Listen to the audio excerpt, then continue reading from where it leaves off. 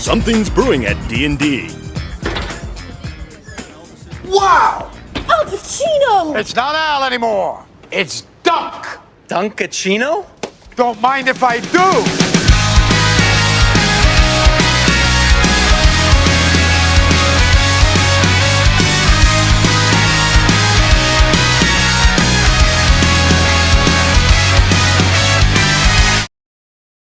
Welcome back, everybody, to another episode of ASCA Hot Seat. My name's Gavin Graham, and I am joined here tonight with the driver of the number 42 Polaroid Toyota last season in the National Series for Team Blitzed. It is Tawa.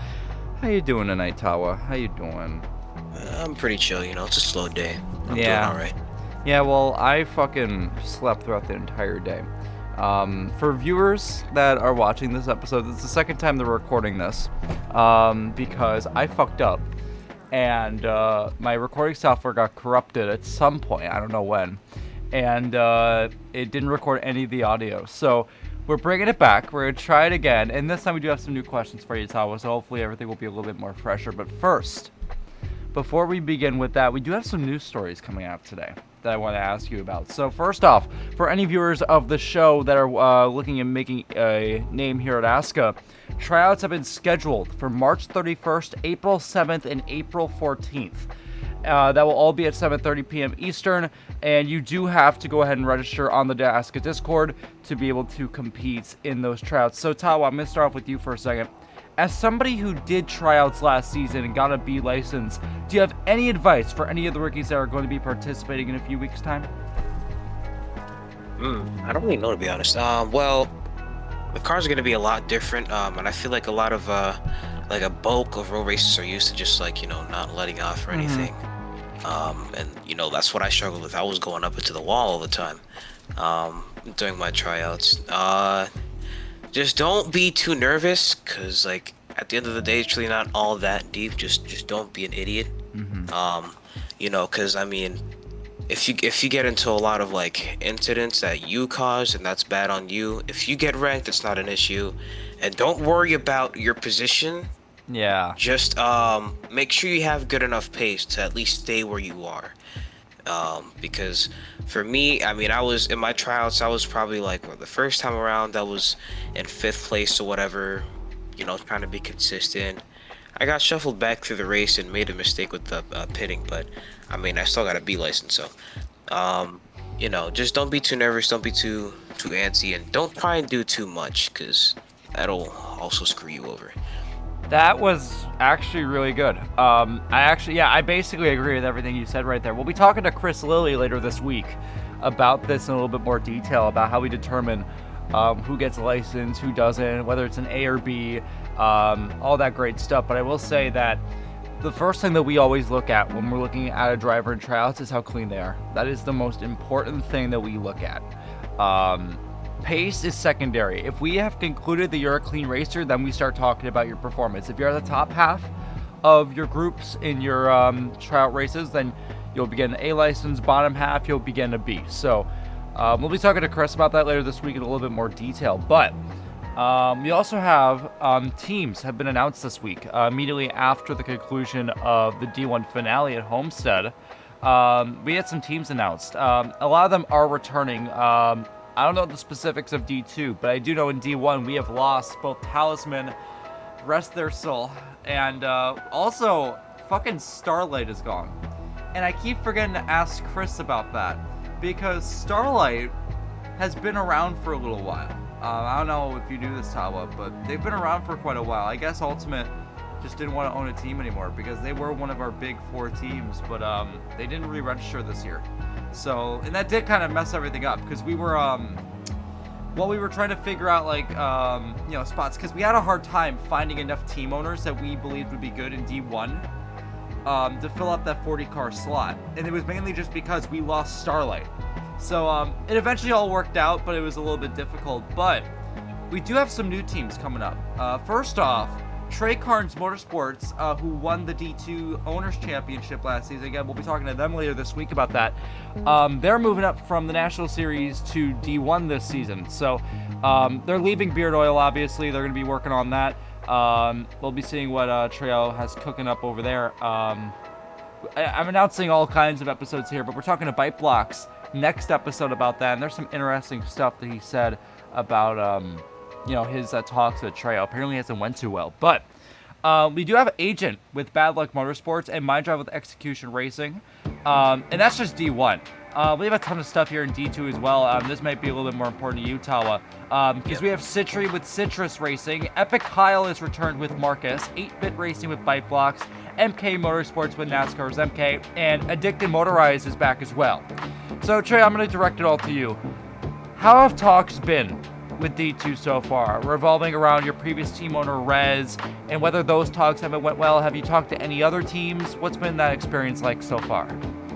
I've talked to at least 2 other teams other than my own team owner from Season 5, and definitely heard good things. So, one of the things is that I obviously won't be returning to to Blitzed, Team Blitzed. Yeah, that's just a confirmed thing now. Yeah, it's confirmed. Because last time we had this conversation, you weren't fully sure, but I have heard things. I have heard other information. The board's been kind of gathering information, and I gotta say, it's not looking too great. Yeah, well, to be honest, it doesn't bother me that much, as long as Rez is happy with what he's got. Hopefully he has his team going on strong, going on well. I didn't really put out the results that, either me or him wanted, but I did show improvement, so, that does matter a lot going into Season 6, so, I'm not necessarily surprised that, I have a couple of other teams that are willing to sign me, and I'm definitely grateful for these opportunities. That's really about it. Yeah, well, I was talking to Rez. I think it was probably like a week now, so stuff clearly has changed very quickly.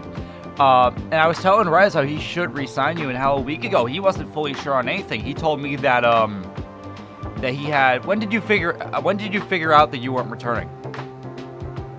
Probably about 4-ish days ago or something. So it must have been quick.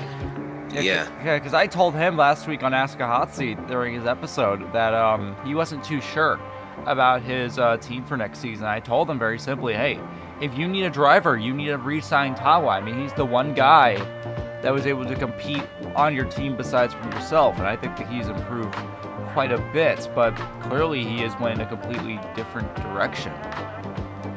Yeah, no, it actually did startle me a little bit, but now that I know that, I have offers to fall back on, I'm not that surprised. But had I not, that would have been a bit crazy. I would have been in a sticky situation there. So it's definitely I find it interesting, the fact that he already has he found history. Yeah, I don't know if it was me, taking a stroll, but I'm chilling now, and I really hope that those 3 drivers get him at least an owner's championship. Yeah, and they have to be returning drivers too. That's the thing. Yeah. Not even rookies. It has to be returning drivers. So he went out and got some. I don't know who, genuinely, but definitely a little weird on that one. Now, do you want to give out any hints at all about who you're racing for next season? Or do you want to kind of keep it low? I want to keep it low. Alright, that's fine. Well, since you seem pretty confident that you're returning to D2 next season, what are you wanting to achieve next season after a season of experience behind you? Well, I would like to obviously make it into the playoffs. One of my biggest things from last season, I was just barely there. I missed the margin, after being signed 4 leases rate, and had a bad day with qualifying at Michigan, and that basically diminished my playoffs hopes completely. I could not make it in at all after that. And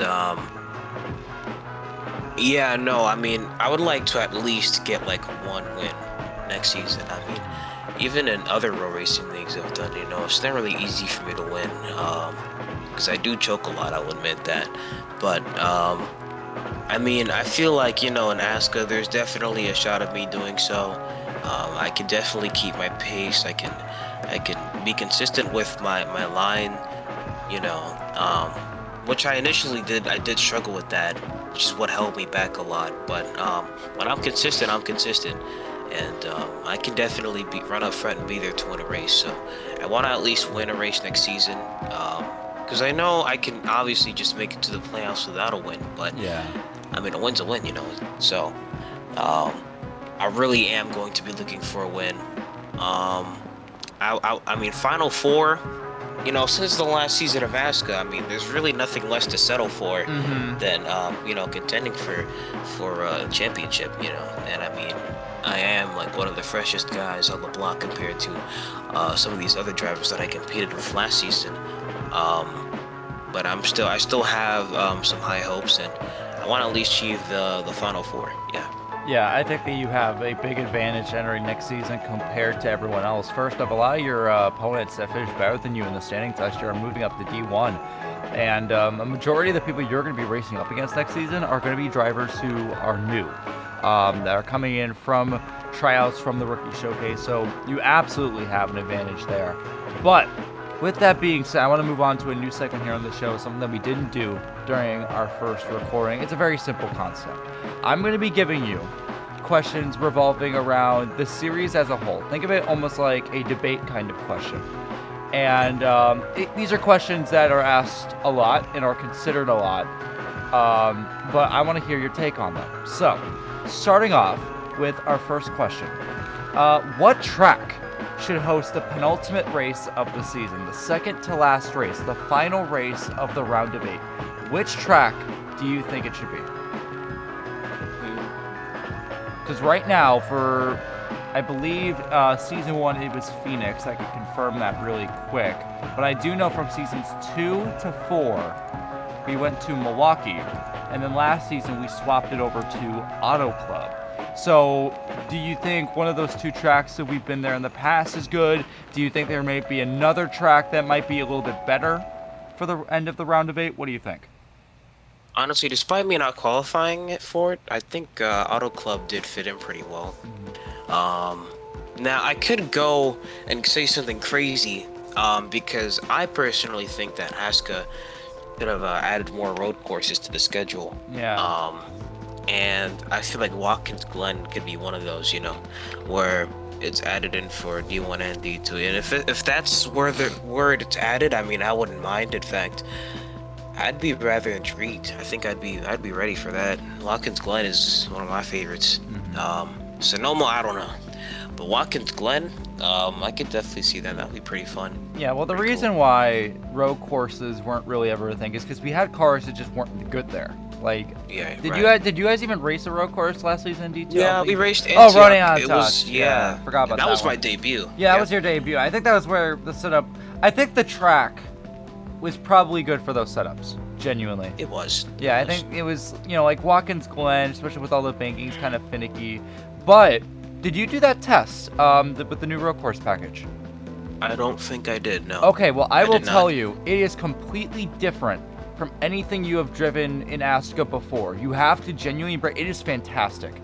I wanted it. Here's the thing. I feel like we'd have it on the ovals too. It's just that good. Just how the car drives, but it doesn't have any tire wear. You can't have tire wear with it. So, you know, we'd have to remove tire wear altogether to use it, which, I mean, I'm not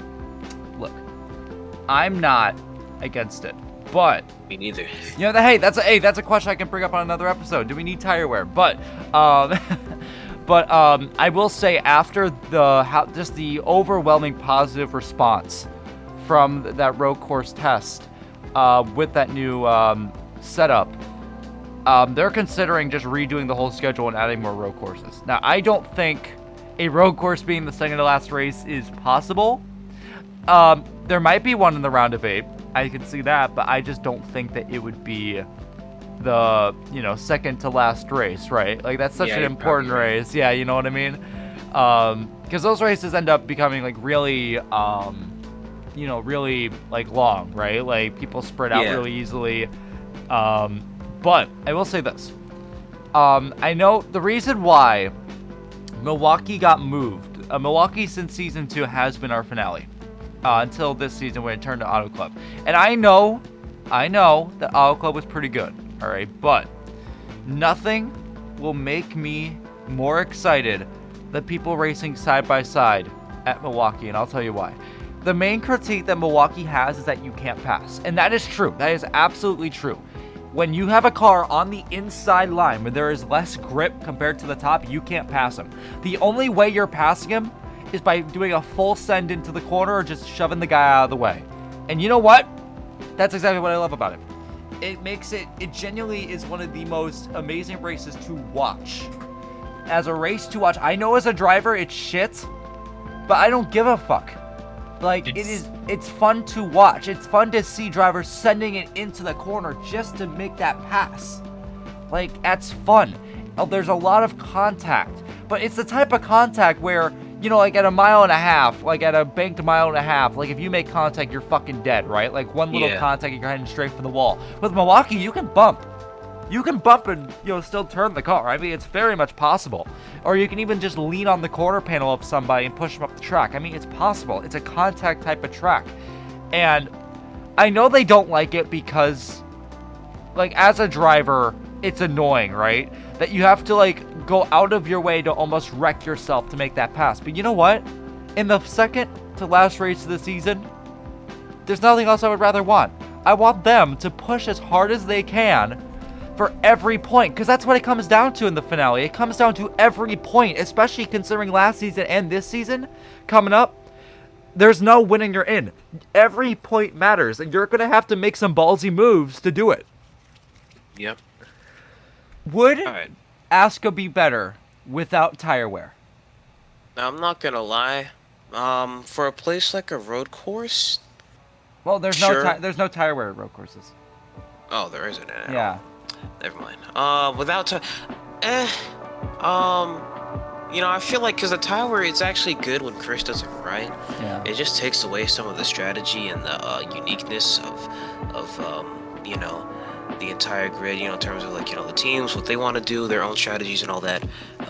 Tire wear is definitely positive. I don't necessarily see an exact reason to take it away. You know, so. Because I was just saying, like, you know, at road courses, that's like a valid trade-off. I can see why. You know, tower doesn't have to be a big factor. But, you know, at an oval, if it's just fuel, I feel like that simplifies things a little too much, especially for a league like ASCA. So, you know, I think tower should stay. And yeah, no, I have nothing bad to say about Tyler. I mean, this never bothered me. I don't race in a lot of leagues that do tire wear, so you know, it's definitely cool to have that, and I think it should be something to keep for this last season. You know what? I almost disagree with every single thing that you said. I think ASCA would be better, not without tire wear, but if they entirely redid it. Because the way that they do it, it's not harsh enough, is what I'm saying.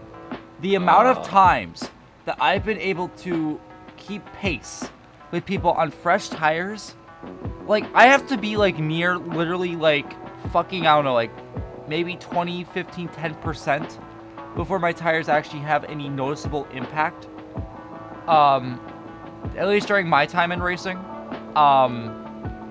It's never really... My priority has always been fuel. My last cup win, which was back in season 3. Yeah, season 3. I won Charlotte because I saved 15 laps of fuel over everybody. Just throughout the race. We had no cautions after that halfway break, and I just saved the whole time. Tires did not matter at all. Like, my tires were shot, but it did not matter. I wasn't hitting the wall or anything. Sure, there is a difference, but the thing is that a lot of our tracks that we go to have draft. So you're kind of able to, you know, pick a draft from somebody, be able to pull you down the straight. And honestly, I think that the way tires are right now, it doesn't, like, obviously, like, again, if it gets down, like, fucking 10%, like, I remember at Michigan, we had some guys try to, you know, make it to the end of the race without stopping, or without taking tires. I remember Dale tried it, somebody tried it, and they couldn't turn the car, but that was because they were running at, like, 10%, and they ran out of tire at the end of the race anyway, so they weren't going to make it anyway. But if you have less tire, like let's say like someone's at 100% and you have like 50 or 40%, you're fine. Like, it isn't going to matter. Like, Fair. And I feel like that if the difference between 100% and like 50% isn't significant enough on track, then it shouldn't be there at all. And first off, I think that would help with lag. Absolutely. We saw that, especially early on this season. A bunch of drivers being on pit road causes a shit ton of slowdown. Yeah. I don't know how the fuck that happened. They still don't know how that happened. I think it might have something to do with like the animation that they added this season or something, because that's like the one noticeable change that I know happened between season 4 and season 5. But if they want to have tire wear, I think that they should redo it. Just completely redo it. Honestly, that's fair. That's fair. And I didn't really look at it from that circumstance. Honestly, I think though, I did like the fact that you could run a lot without like having to, change out your tires. Like if you're at like 40%, like I mean me, Atsog, and I think I don't know if Phil is Dur. I don't remember who was driving the 47. Dur. It was Dur? Well, yeah, okay, it was a multitude of drivers. Kansas. Yeah, it was Dur then. I think Dur was one of them. Yeah, he had the Monster Energy car. We were all just we were on the same strategy, and that consisted of having not as much tires as other drivers, and we were still keeping a good pace. I am back. Incredible. What'd you get from McDonald's? Well, just I got off of Uber Eats. There's like 2 coupons that I put on. Oh, let's fucking go, dude. Even like, had their own See, that's the thing about Uber Eats, right? Is that they always give you like all these like coupons you can stack on top of each other that no other food service does it. That's the only reason why I use Uber Eats. Not for real. So, I got a triple cheeseburger meal. Jesus. And that's fuck. Yeah, I got that for like 10. It used to be like $3 cheaper than $10, than $7 meal. It was a good bargain, but they raised the price a bit. I got that, and then I got 6-piece McNuggets. I got a meal for my sister, just so I could reach $25. Oh, 25, yeah. For the coupon thingy. They took off 15. And on top of that, if you spend over $20, they gave me a free McChicken. So, God damn. I got 2 triple cheeseburger meals. My God. 6-piece chicken nuggets. And the McChicken for $25. Oh my God. So, okay, so what I'm hearing here is that you're gonna be literally shitting out your liver tomorrow morning, right? You're probably correct. Yes. Okay, but you know what? It's honorable. It's okay. It is. Dude, I'll tell you, my diet has been. See, here's the thing. I've cut fast food from my diet. I think the last time I ate fast food was the Daytona 500, and that was because Noah Gragson kept shoving a fucking like Dave single in my face every fucking time he was on screen, and I was just like, I have to join him, right? So I got Wendy's, but ever since then, I've been eating 3 things: bananas, apples, and this morning I got off from work, and for some fucking reason, my body just said I need to go get some Tostitos fucking chips with the salt, with the cheese, right? With the cheese. And I need to eat as much of this cheese. I ate the whole jar. Like, all that cheese and the chips all in my mouth. And let me tell you, I woke up and my stomach, like, I'm a pretty thin guy, right? Yeah. I'm a pretty thin guy, but, like, dog, my stomach was fucking just, fucking outward. Like, I was like, what the fuck? And I gained, like, 6 pounds. Like, when I went to bed, I was 122, and I woke up, I was 128. And I was like, what the fuck? But hey, man, that's kind of cheesy.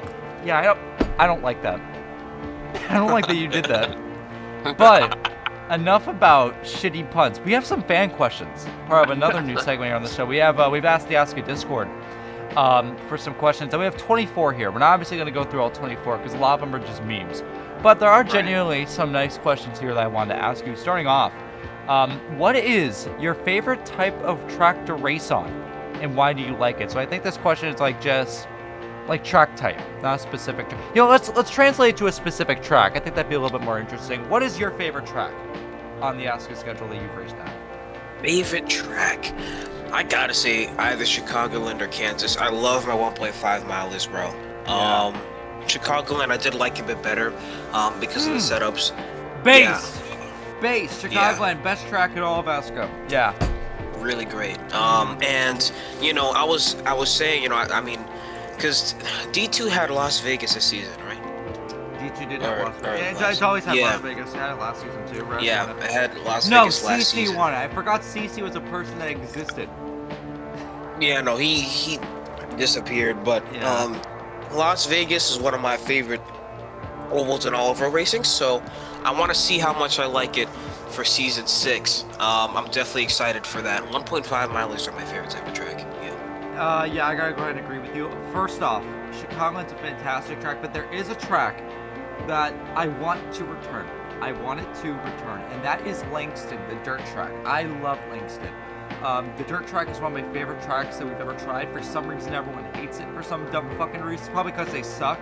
Obviously, I don't. I won the last D2 race there in season 4. I think it should come back for season 6. They're redoing the schedule, so I have no idea if they're gonna put it on there. But if they ask me, I'm gonna say Langston because it's a fantastic track. And I know you haven't had the opportunity to race there, but I will tell you, it's fantastic. It's a great track. Well, I think, in ASCA, I did want to see a bit of variety on the schedule, so if it means they put a dirt track on there, I'm definitely up for that. Yeah, any kind of dirt track, it allows them to... The thing about ASCA cars, I'm not going to pretend to fully understand it, but from what I've seen at the dirt track, the slidier they are, the less friction on a track, they seem to run a little bit better. They're able to make a little bit more contact. Yeah, Gavin. Psst. What? You're not in the game. Oh, yeah, that happened. Yeah, that happened. I watched it happen. Editing. We can edit that out. We can edit that out. All right. It's literally just been that one camera angle. I can quite literally just take a picture, and then don't worry about it. You're probably right. Yeah, I think yeah, but it's whatever. Anyway.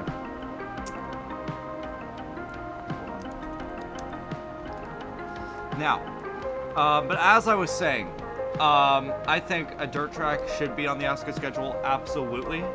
The fact that it isn't is a crime. But we have a few other questions here. Let's see. How does it feel being one of the best drivers in ASCA? I think that's a little bit of an interesting question. Very interesting question indeed. I wouldn't necessarily say I'm one of the best, but I definitely think I have the potential to be. With the rate I've been improving, I have quite a bit of faith and confidence in myself. And, whoever said that, thank you, because that is definitely a compliment. Though I don't think it's entirely true, but I still appreciate that. Yeah, that's really all I have to say. I can definitely be one of the best. Oh my god, okay, so, oh god. Okay, so you can tell which questions came in from Froze. From, God damn it, alright. So we have a lot of, oh god. Oh god, I'm debating whether I want to read this one out. You just go for it, man. Are you sure? Do it. Okay. What's it like? By the way, I know this is Froze. Alright, I'm very confident this is Froze. What's it like being black in a server full of racists?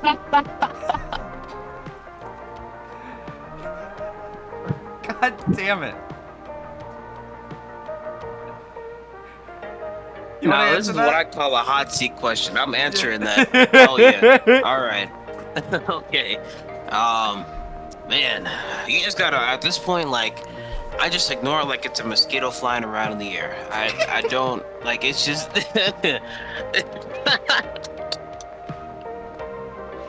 Oh god, yeah. OJC also had a. I'm not actually gonna read that one. He said a slur. Yeah. So we're not gonna respond to OJC today. On a scale of 1 to 10, how much do you want to kiss Doge the Deaf?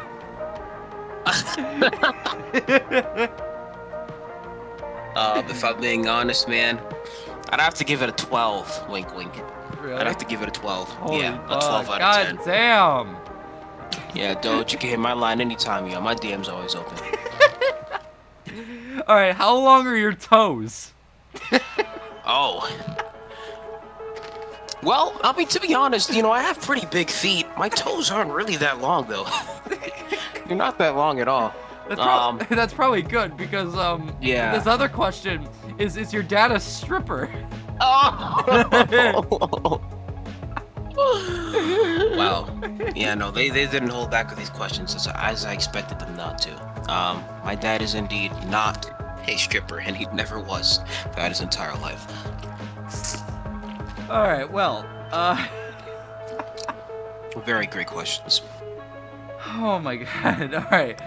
All right, we have one more. Perfect. All right. Tawa, do you fart? And if you do, how does it feel? Well, it depends, to be honest. I mean, if I'm sitting in my chair, you know, and I can feel it like hitting the chair, I mean, I think that's pretty satisfying. Yeah. I agree. That is pretty satisfying. I do indeed fart. I do my fair share of farting as a human being. One of my favorite parts of Circle K is that, you know, when I'm on the night shift, there's no one in the store.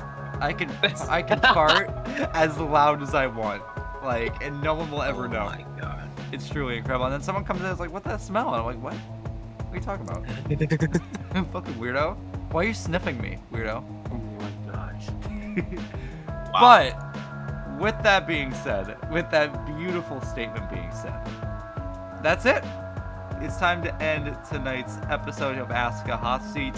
Hopefully, I can get this out in 1 hour, because I have to go to work in an hour. So I have to get this out. I have to speed run this.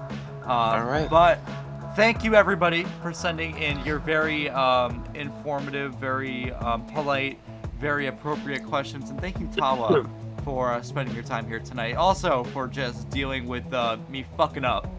Yeah, you're welcome. Yeah, but I wish you the best of luck next season. It seems like you have your D2 plans all set up, and I think that it would be pretty easy to expect you to get a couple wins next season. I appreciate it, man. I appreciate Now, it. you had some final words that you wanted to, that you were very excited about until I fucked it up. You want to say it again? Yeah, and, I mean, it was really simple, and that is, I'll see you in Victory Lane.